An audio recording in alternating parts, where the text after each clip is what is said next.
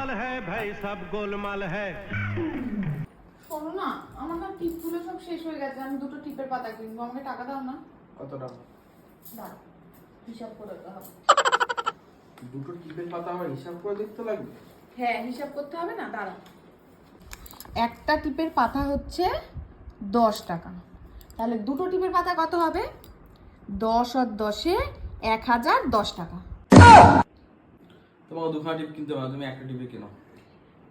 আচ্ছা, একটা টিপ কিনবো মানে 1010 টাকা মাইনাস 10 টাকা মানে হলো 1000 টাকা। তাহলে একটা টিপের পাতার দাম হচ্ছে 1000 টাকা। টিপের পাতা দাম 1000 টাকা, তোমার কিনতে হবে না টিপের পাতা, থাক। কিনতে হবে না।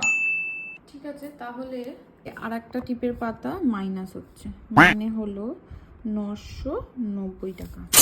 তাহলে তুমি আমাকে দেবে 990 টাকা।